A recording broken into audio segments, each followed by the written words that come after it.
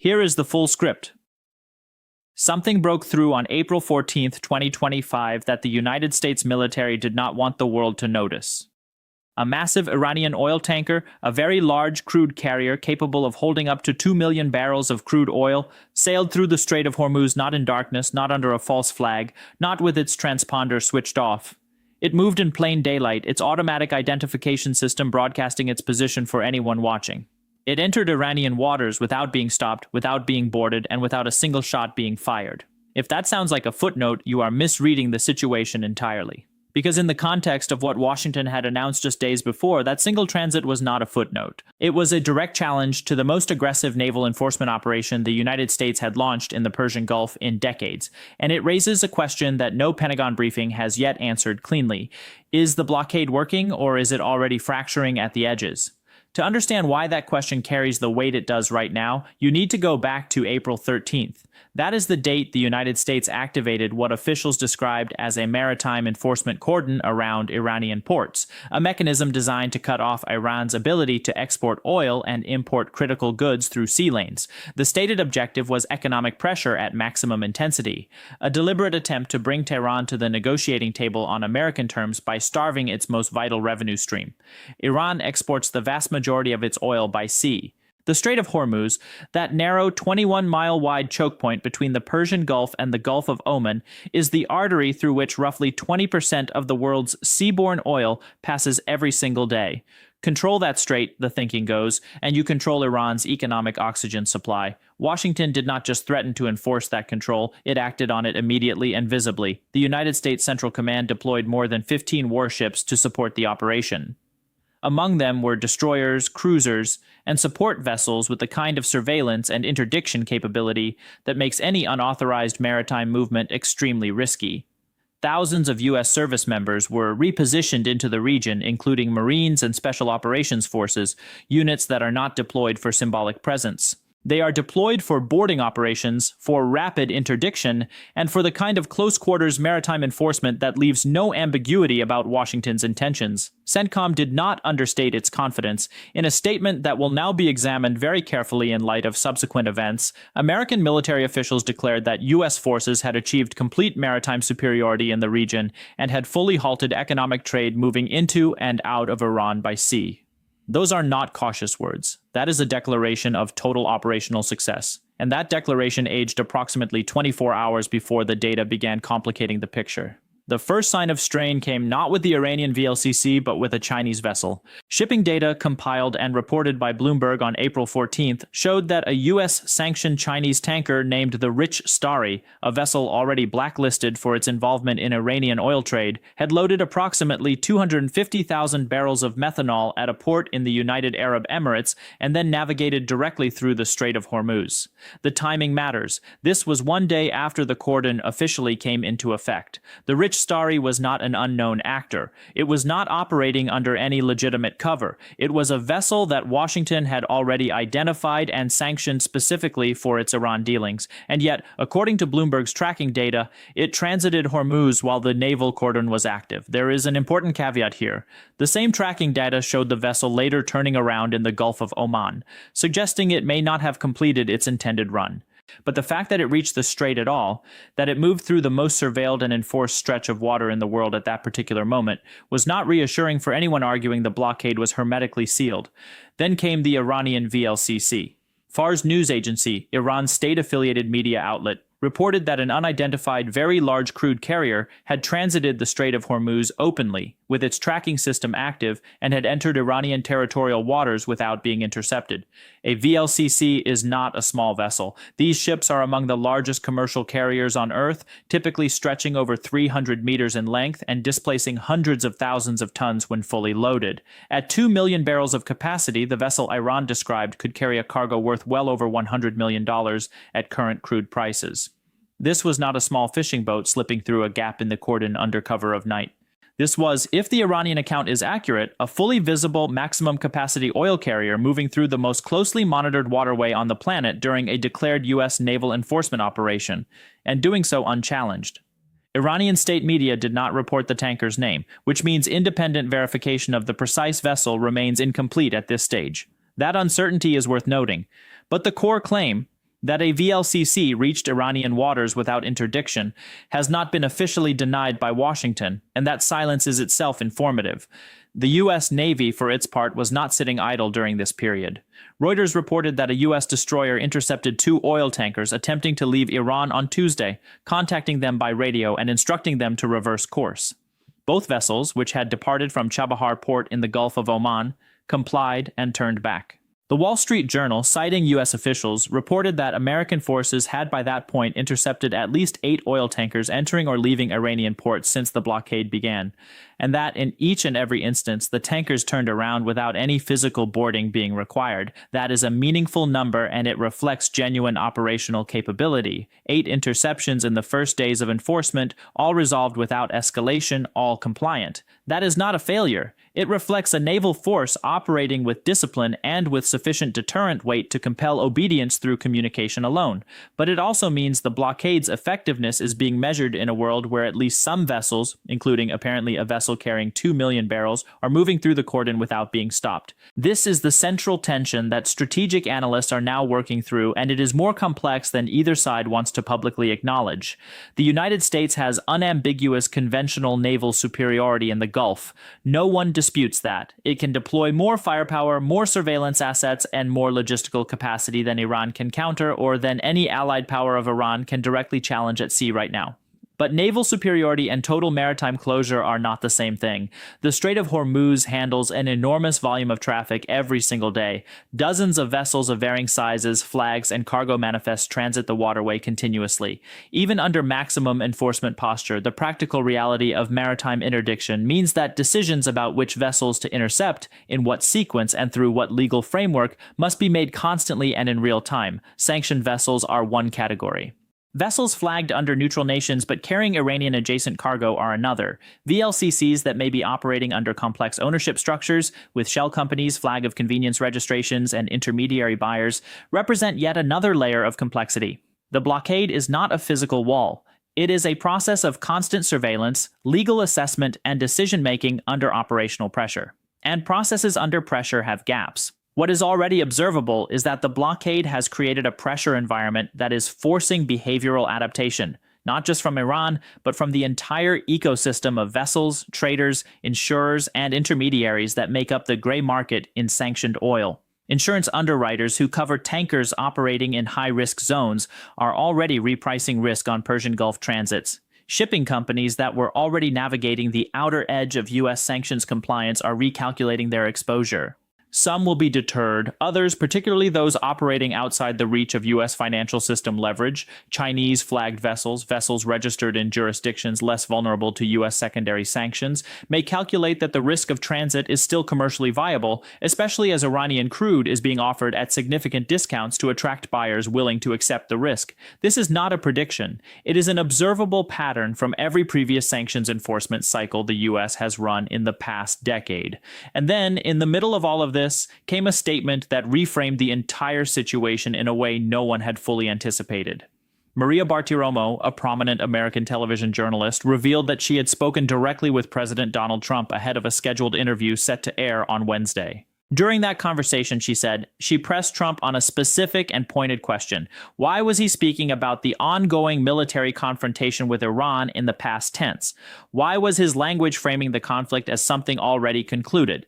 Trump's response, as relayed by Bartiromo, was 2 words. It's over. On its face, that could be read as shorthand, as political rhetoric, or as a premature characterization of a situation that was still actively evolving on the water and in the air. But those 2 words landed differently given the context. Washington had spent recent weeks warning about the possibility of further military action if Iran did not meet conditions for a long-term ceasefire. Official policy language had been deliberately kept ambiguous, leaving the door open to escalation as a pressure mechanism. A declaration that the war is over, even an informal one, is not compatible with that ambiguity. It collapses the threat space. It signals that the administration has either concluded its immediate military objectives have been achieved or, and this reading is increasingly worth entertaining, that a diplomatic track has advanced further than the public record reflects.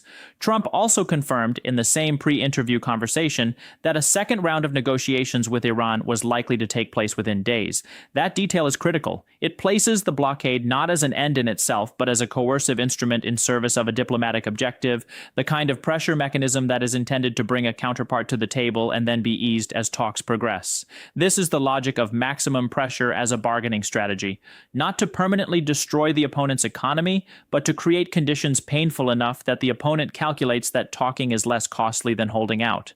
The question is whether Iran shares that calculation, and whether the cracks in the blockade's enforcement are narrowing or widening the space between the two sides' opening positions. Iran, for its part, made its own strategic calculation visible in the days following the blockade's activation, and the calculation was striking in its directness. Rather than responding with naval posturing, missile threats, or public declarations of defiance that would give Washington additional justification for escalation, Tehran turned to its map. Interior Minister Eskandar Momeni publicly stated that Iran's 8,000 kilometers of combined land and sea frontiers provided the country with sufficient strategic depth to survive maritime pressure. In instructions distributed to provincial governors across Iran's border regions, Momeni called for an immediate and coordinated expansion of cross-border commerce, the accelerated movement of essential imports, and the export of domestic products through every available land corridor. Government communications logged on official portals and carried by IRIB, Iran's state broadcasting network, confirmed that border province administrators were given explicit directives to maximize throughput and maintain the continuity of civilian supply chains regardless of what happened at sea.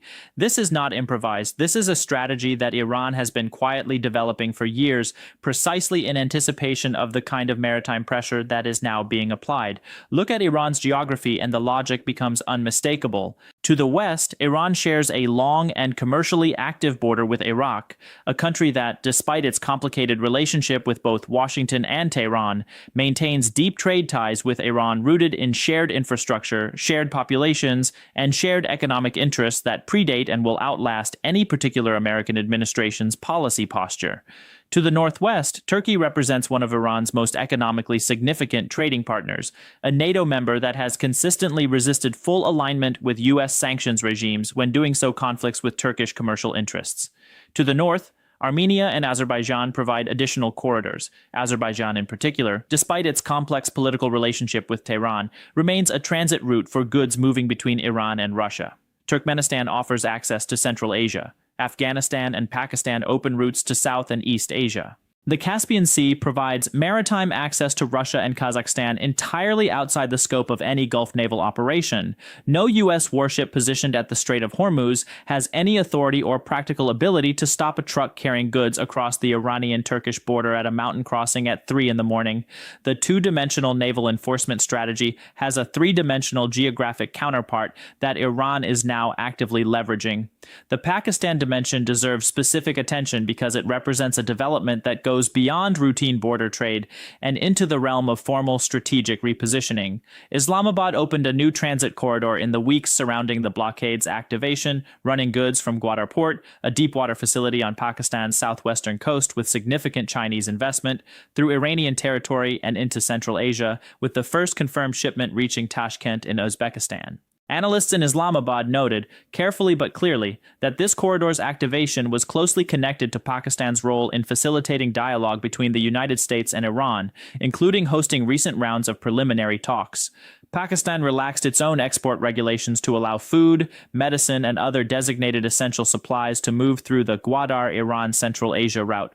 What this represents in strategic terms is the formalization of an economic bridge that does not depend on the Strait of Hormuz and that is protected politically by Pakistan's simultaneous role as a diplomatic intermediary. Washington is unlikely to aggressively sanction a corridor that runs through a country actively helping it achieve its own negotiating objectives with Tehran. That is not an accident of geography. That is calculated statecraft. The energy market implications of all of this are already radiating outward in ways that policymakers in Washington, Brussels, Beijing, and Riyadh are tracking with intense concern. The Persian Gulf region produces approximately one-third of the world's seaborne oil. Any serious disruption to the transit infrastructure through which that oil moves, even disruption that is partial, temporary, or more threatened than actual, sends price signals through global commodities markets with significant force. The week following the blockade's activation saw notable volatility in Brent crude benchmarks, with energy traders pricing in uncertainty about both the duration and the enforcement effectiveness of the American naval operation. Insurance premiums on tankers operating in the Gulf spiked. Several major shipping operators temporarily rerouted vessels away from standard Persian Gulf transit paths while their legal teams assessed exposure under U.S. secondary sanctions provisions. Refiners in Asia, particularly in India, China, and South Korea, which collectively absorbed the majority of Iranian crude exports and which were already operating under complex sanctions compliance arrangements, accelerated contingency planning for alternative supply sourcing. None of this constitutes a full-blown energy crisis, but it constitutes the kind of market-level disruption that has political consequences at a moment when inflation, energy costs, and economic stability are front-of-mind concerns for virtually every government in the world. For China, the stakes are particularly layered. Beijing has been Iran's single largest oil customer throughout the sanctions period, consistently absorbing Iranian crude at discounted prices that benefit Chinese refiners and simultaneously provide Tehran with the hard currency it needs to fund government operations.